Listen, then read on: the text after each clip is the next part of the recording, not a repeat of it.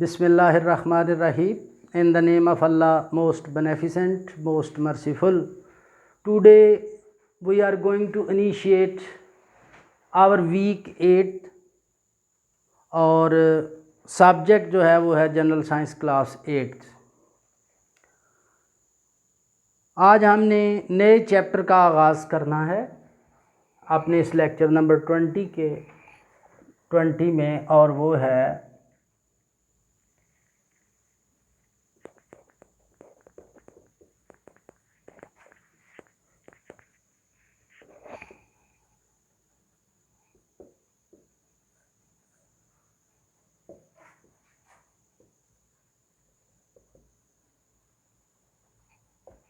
Chapter है pollutions and their effects on environment, chapter number 5।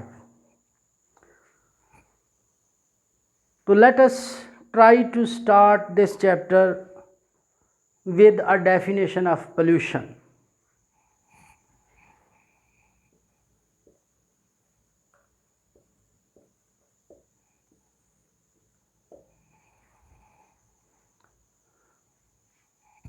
Addition of any substance which is harmful for our environment or for living organisms is called as pollution.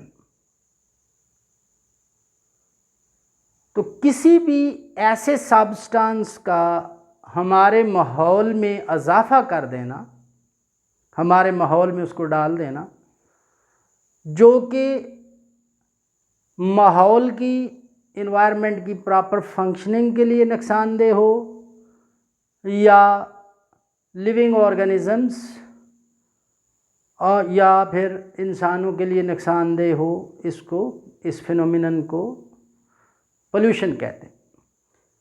और कोई भी ऐसा substance which can cause pollution, that is called as pollutant.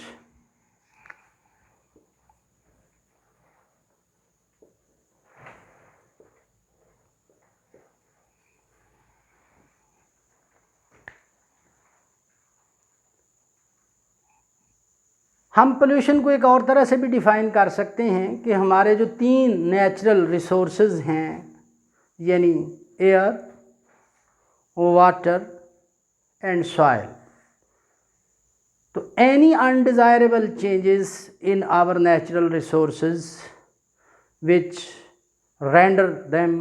can render them unusable or unfit for the use of living organisms, तो that type of change may be called as pollution. तो मैं फिर से एक दफ़ा कोशिश करता हूँ इसको डिफ़ाइन करने की कि पोल्यूशन एक ऐसा फिनोमिनन है कि जिसमें हमारे इन्वायरमेंट में ऐसे सब्सटेंस ऐड हो जाते हैं। हमारे इन्वायरमेंट से मुराद है हमारी एयर, हमारा वाटर, हमारी सॉइल, लैंड, कि जिन सब्सटेंस की एडिशन से हमारा ये इन्वायरमेंट या हमारा ये माहौल जो है ना, ये हेल्दी नहीं रहता फॉर लिविंग ऑर्गेनिजम्स। तो इस तरह की एडिशन ऑफ सब्सटेंसेस को हम पोल्यूशन बोले। और वो substances which can cause pollution, they are called as pollutants. अब अगर हम ज़रा थोड़ा डिटेल से देखने की कोशिश करें तो पोल्यूशन की जो काजेज़ हैं, इनमें सबसे बड़ी काज जो है ना, दैट इज़ ह्यूमन एक्टिविटी। तो we can safely assume that before the civilization or especially modern civilization of man, there may have been no pollution at all. तो use of fire, use or burning of wood, oils and other fuels, invention of automobiles and industrialization, these are some of the human activities which can be called as the first culprit of or the first causes of pollution, because all these activities, all these man initiated industrial process or automobiles और modern civilisation, ये सब वो चीज़ें हैं जो कि pollution काज कर सकती हैं। तो लिहाजा इंसान की स्पेशली जो मॉडर्न सिविलाइजेशन है गालिबन उससे पहले पोल्यूशन दुनिया में शायद ना हो। अब जो है ना पोल्यूशन, जो भी चीज़ पोल्यूशन करती है that is called as pollutant. तो some of the famous pollutants are poisonous gases, smoke, dust. तो these things can cause our air unfit for healthier breathing। तो लिहाजा ये जिन चीज़ों का मैंने अभी नाम लिया ये एयर पोल्यूशन कर सकते हैं। इसी तरह से पॉइजन्स हैं, डाइज हैं, colours, artificial colours, man made colours, जो अगर ये पानी में मिक्स हो जाते हैं, ऑयल पानी में मिक्स हो जाता है तो it can cause water pollution. Land pollution यानी जो हमारा तीसरा बड़ा रिसोर्स है हमारे एनवायरनमेंट का, उसमें भी पोल्यूशन हो सकती है। तो लिहाजा लैंड पोल्यूशन, एयर पोल्यूशन और वाटर पोल्यूशन, ये तीन तरह की मेजर पोल्यूशंस हैं जो हमारे एनवायरनमेंट में हो सकती हैं। अब इन तीनों पोल्यूशंस को पढ़ेंगे हम, लेकिन जो चीज़ ज़्यादा तफसील से मैंने देखा है इससे हमारे चैप्टर में शामिल है ना, that is the air pollution and air pollutants. तो let us begin with air pollution.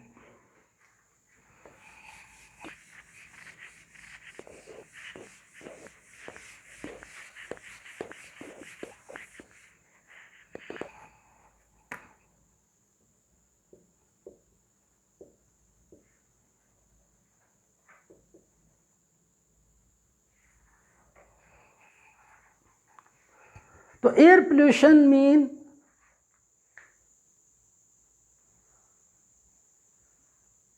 any undesirable change, any change which can make air unsuitable for human breathing or for the breathing of other living organisms। तो इस तरह air में जो तब्दीलियां आएंगी ये air pollution कहलाएंगी। Air pollution जो है ना, इसमें जो सबसे बड़ी काज एयर पोल्यूशन की कही जा सकती है ना, वो गालिबन ह्यूमन एक्टिविटी ही है।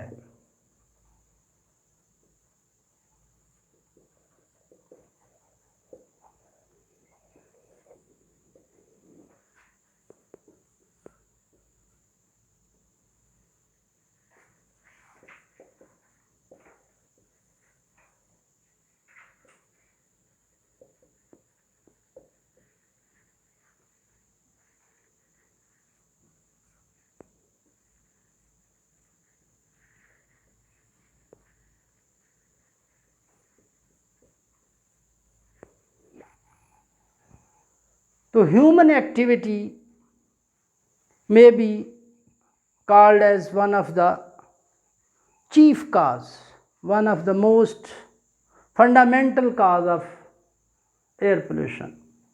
और वो एयर पोल्यूटेंट्स जो ह्यूमन एक्टिविटी की वजह से हवा में दाखिल हुए हैं और जिन्होंने एयर पोल्यूशन की है, उनमें से चंद के मैंने नाम यहाँ लिखे हैं, specially those which have been mentioned in our syllabus. इनमें सल्फ़र डाइऑक्साइड है, नाइट्रोजन डाइऑक्साइड्स हैं, कार्बन मोनोऑक्साइड है, कार्बन डाइऑक्साइड है, इसका ख़ास तौर पे ज़िक्र नहीं है हमारे सिलेबस में, और क्लोरोफ्लोरोकार्बन्स हैं। तो ये वो पोल्यूटेंट्स हैं जो ह्यूमन एक्टिविटी ने जनरेट किए हैं और जिन्होंने पिछले 200-300 साल में ख़ुसूसी तौर पर और पिछले 4-5 मिलेनिया से अमूमी तौर पर एयर पोल्यूशन की है, जब से ह्यूमन सिविलाइज्ड हुए हैं and they have started to live in large communities. अब हम इन सब को बारी बारी देखेंगे और समझने की कोशिश करेंगे कि किस तरह से ये मेजर पोल्यूटेंट्स हैं and how they affect human health and how actually they are involved in the pollution of our polluting of our air. सबसे पहले है सल्फर डाइऑक्साइड। तो sulphur dioxide is a gas and it is a major pollutant of our air. It reduces quality of air which we can breathe. Sulphur dioxide जो है ना, ये पैदा होती है इस तरह से कि ऐसे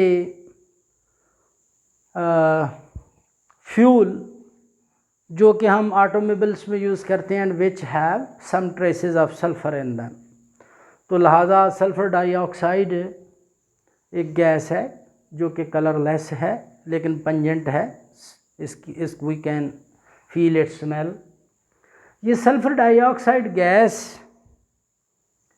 ऑटोमोबाइल्स में यूज़ होने वाला जो फ्यूल है, गैसोलीन है या डीजल है, तो उसके अंदर अगर ट्रेसेस हों सल्फ़र की and that fuel when is burned in the engines of automobiles, तो कार्बन डाइऑक्साइड तो पैदा होती ही है, साथ सल्फ़र डाइऑक्साइड की भी अच्छी खासी गैस सल्फ़र डाइऑक्साइड की भी अच्छी खासी क्वांटिटी पैदा होती है।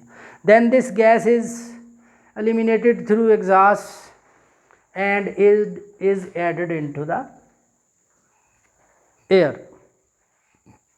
एयर के अंदर ये गैस वाटर में मिक्स होने के बाद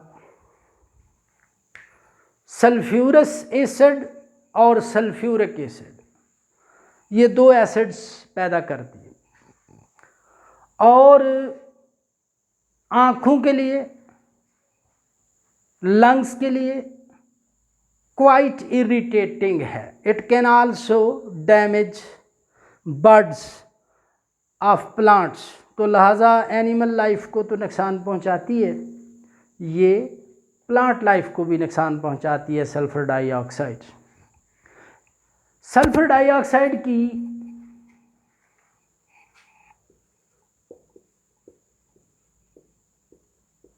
.5% presence in our free air can be quite lethal for all living organisms including man। तो मैं ये कह रहा हूँ कि हवा में बाई वेट अगर 0.5% कार्बन डाइऑक्साइड हो तो इसका ये लेवल जो है ना, ये इनटॉलरेबल है या बहुत ही पोल्यूशन काज करता है and even it can kill living organism specially by damaging their lungs.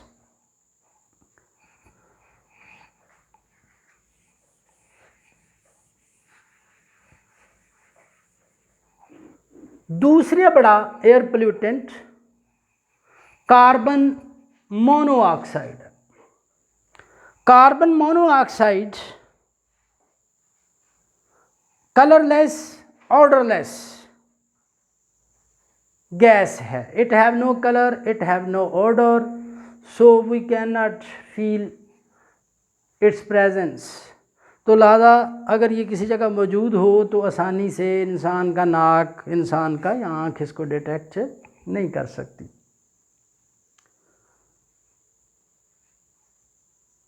Carbon monoxide is generated when a fuel is burned in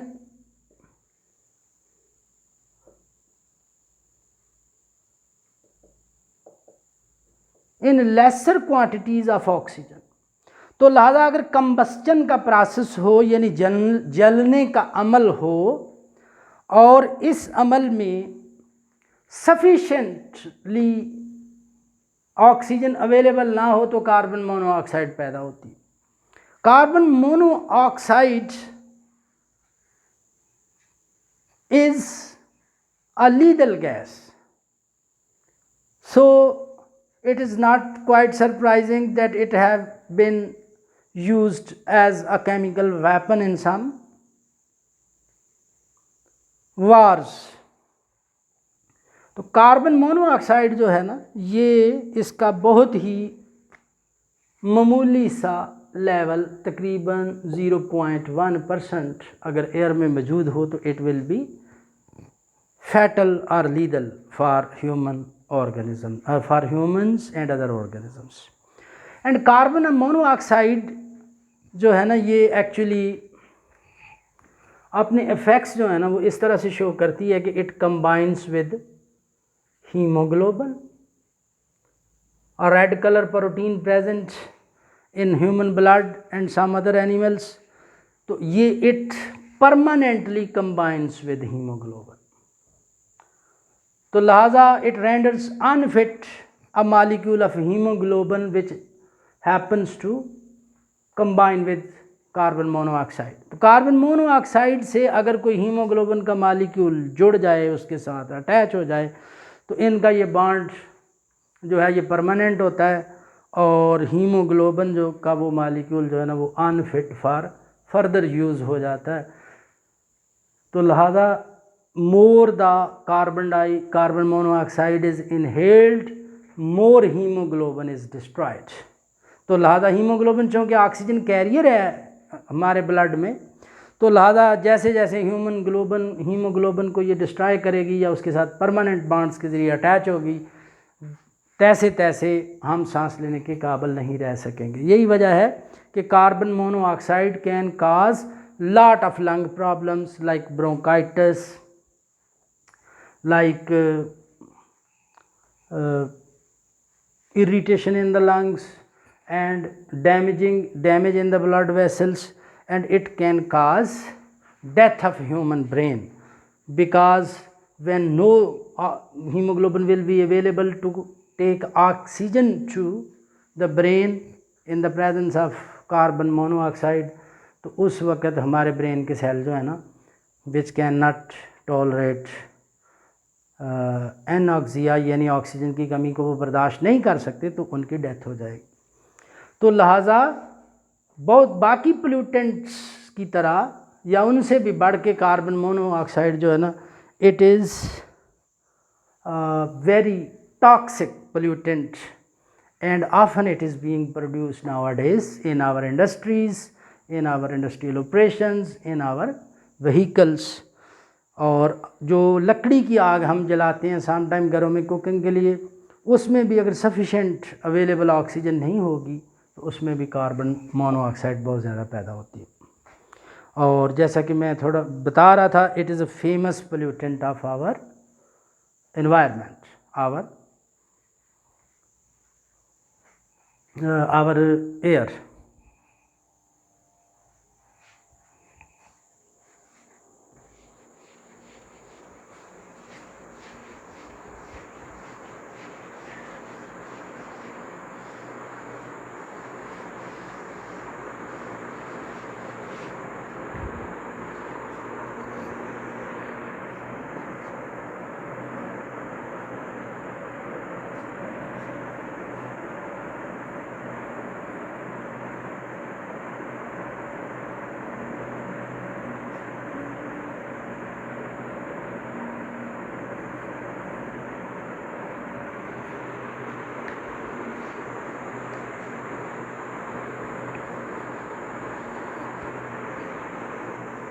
carbon dioxide is another famous pollutant of our air. अगरचे इसका उस तरह से तफसील से तज़किरा नहीं है हमारे सिलेबस में, but carbon dioxide is a famous air pollutant and it is produced in burning process, and it is also released in the process of respiration carried out by all living organisms। तो लिहाजा carbon dioxide ख़ास तौर पर human activities के साथ इसकी production या इसका इन्वायरमेंट में शामिल होना बहुत ज़्यादा हो गया, लेकिन ये पहले से भी थी। और कार्बन डाइऑक्साइड जो है ना ये फेमस पोल्यूटेंट है क्योंकि ये ग्रीन हाउस इफ़ेक्ट करता है, और इंशाल्लाह हम इसके बारे में आगे पढ़ेंगे। Nitrogen oxides are other famous pollutants. इनमें से एक नाइट्रोजन मोनोऑक्साइड है और दूसरा नाइट्रोजन डाइऑक्साइड है।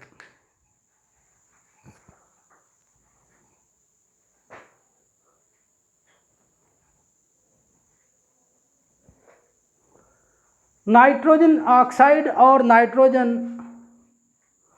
डाइऑक्साइड ये उस वक्त पैदा होते हैं जब वॉल्केनिक एक्टिविटी होती है या एनवायरनमेंट में बायोलॉजिकल डिग्रेडेशन होती है, यानी डीकम्पोजिशन होती है। ज़िंदा चीज़ें, प्लांट्स या एनिमल्स वगैरह की जो कॉर्प्सेस हैं, डेड बॉडीज़ हैं, उनकी डीकम्पोजिशन होती है, तो उस दौरान ये दोनों नाइट्रोजन मोनोऑक्साइड और नाइट्रोजन डाइऑक्साइड बनते हैं।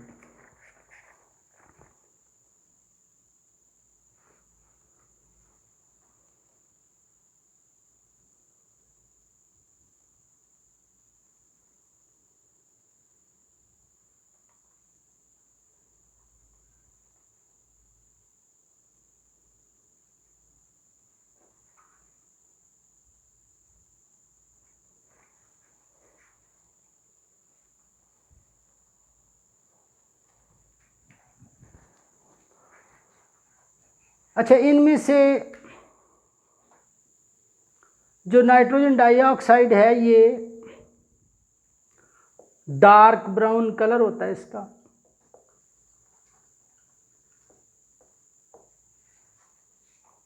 और पंजेंट स्मेल होती। जो नाइट्रोजन ऑक्साइड है ये कलरलेस और एक्रिड इन स्मेल और टेस्ट होती है। नाइट्रोजन डाइऑक्साइड जो है ना, ये गैस भी हो सकती है और लिक्विड भी हो सकता है। बहरहाल ये दोनों आसमान पे जब लाइटनिंग होती है तो they are formed by direct reaction between oxygen and nitrogen, और ये दोनों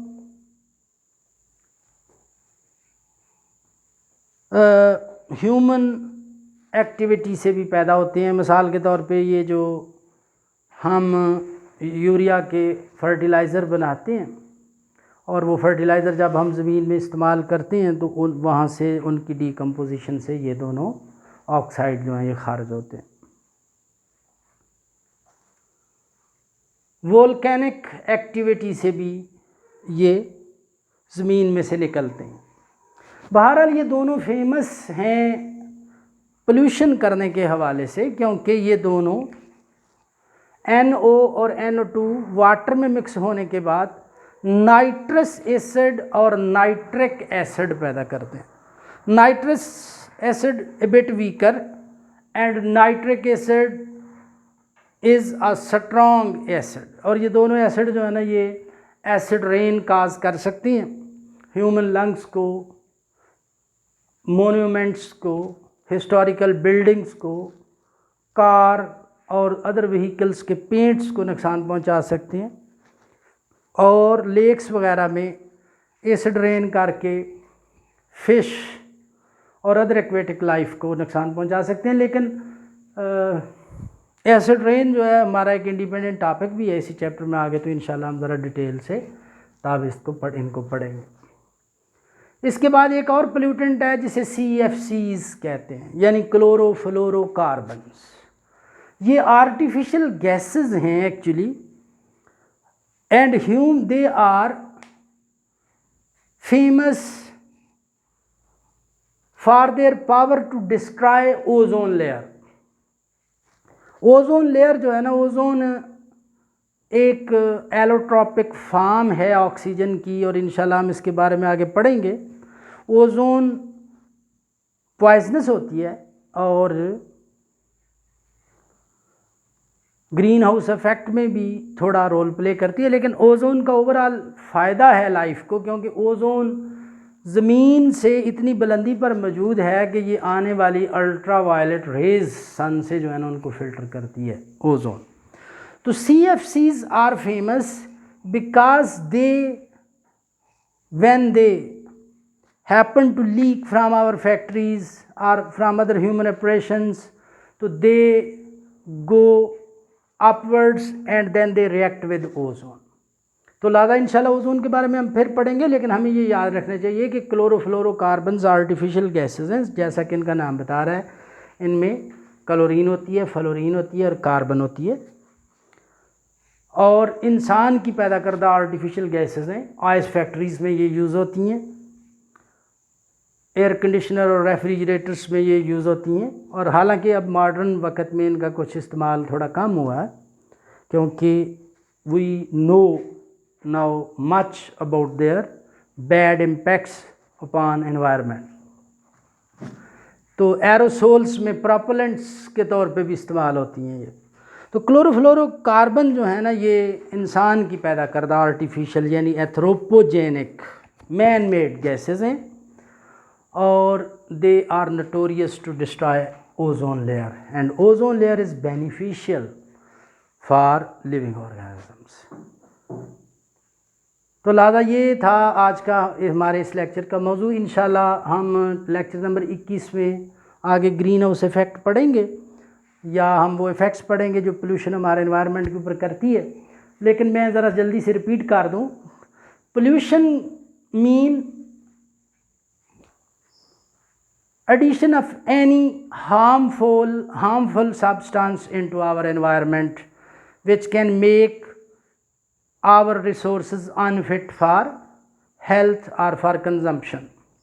मिसाल के तौर पे ऐसी पॉइजनस गैसेस या ऐसे पॉइजनस लिक्विड्स जो कि हमारे हवा या पानी में शामिल हो जाएं और हमारे हवा या पानी को अनफिट कर दें, उसे जहरीला कर दें, टॉक्सिक कर दें उसे। ये जो एडिशन होने वाले सब्सटेंस हैं ये पोल्यूटेंट्स कहलाएंगे, और ये फेनोमेनन जो है ना ये पोल्यूशन कहलाएगा। इंशाल्लाह हम अपने नेक्स्ट लेक्चर यानी लेक्चर नंबर 21 में ग्रीन हाउस इफ़ेक्ट के बारे में पढ़ेंगे। तो इंशाल्लाह we meet tomorrow. Thank you for listening and watching. अल्लाह हाफिज़।